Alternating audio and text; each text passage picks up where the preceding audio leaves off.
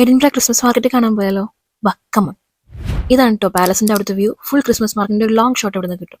അടിപൊളിയെ കാണാൻ. പാലസത്തെ ലൈറ്റ്സും കണ്ട് ഞങ്ങൾ അവിടുന്ന് പതുക്കെ ഇറങ്ങി നടന്നു പ്രിൻസസ് സ്ട്രീറ്റിലേക്ക്. അവിടെയാണല്ലോ എല്ലാ സ്റ്റോൾസും ഒക്കെ ഉള്ളത്. അപ്പോൾ ഇതാണ് അവിടുത്തെ സ്റ്റോൾസ്. അപ്പോൾ ഞങ്ങൾ ഫസ്റ്റ് കണ്ടത് ഈ സ്റ്റോളാണ് കേട്ടോ.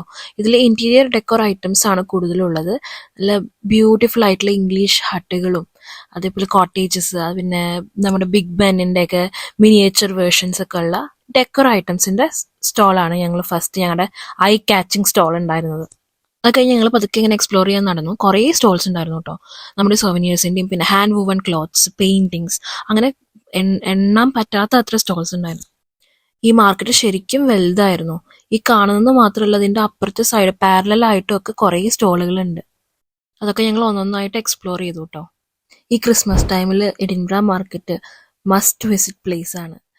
ക്രിസ്മസ് മാർക്കറ്റിൽ വന്നിട്ട് ഫുഡ് എക്സ്പ്ലോർ ചെയ്തില്ല എന്ന് പറയാം, അത് മോശമല്ലേ? അപ്പോൾ ഞങ്ങൾ അടുത്ത് പോയത് ഫുഡ് സ്ട്രീറ്റിലേക്കാണ്. അവിടുന്ന് ഇത് പിക്കിൾസിന്റെ സാമ്പിൾസ് അവർ വെച്ചിരിക്കുന്നതാണ് കേട്ടോ. നല്ല ടേസ്റ്റ് ഉണ്ടായിരുന്നു. നമുക്ക് ഫ്രീ ആയിട്ട് സാമ്പിൾസ് ട്രൈ ചെയ്യാം. അതേപോലെ പിന്നെ ഞങ്ങൾ പോയത് വേഫിൾസിന്റെയും പിന്നെ ക്രീപ്സിന്റെ ഒക്കെ സെക്ഷനിലേക്കാണ്. ഇതൊരു ജർമ്മൻ ഷോപ്പായിരുന്നു കേട്ടോ. ഈ ക്രീപ്സ് ആണ് ഞങ്ങൾ ഓർഡർ ചെയ്തത്. നല്ല ടേസ്റ്റ് ഉണ്ടായിരുന്നു. ഈ ഷോപ്പിൽ തന്നെ ജർമ്മൻ സോസേജും ഭയങ്കര ഫേമസ് ആണ്.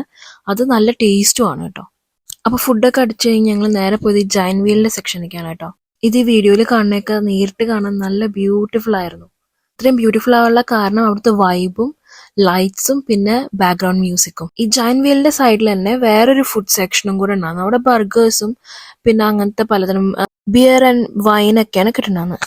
ഇത് കഴിഞ്ഞ് നിങ്ങൾ കാണാൻ പോകുന്നതാണ് ഗോൾഡൻ സ്പാരോ റീലിന്റെ ബിഹൈൻഡ് ദ സീൻസ് ആണ്. അത് കഴിഞ്ഞ് നിങ്ങൾ നേരെ നടന്നത് ഗാർഡന്റെ അങ്ങോട്ടാണ് ഈ വ്യൂ കാണാൻ. കണ്ടില്ലേ, ഇവിടെ നല്ല ഗ്ലോയിങ് എഡിൻബ്ര എന്നൊക്കെ എഴുതിയിട്ടുള്ള നല്ല ഭംഗിയായിട്ട് അവർ സെറ്റ് ചെയ്തിട്ടുണ്ട്.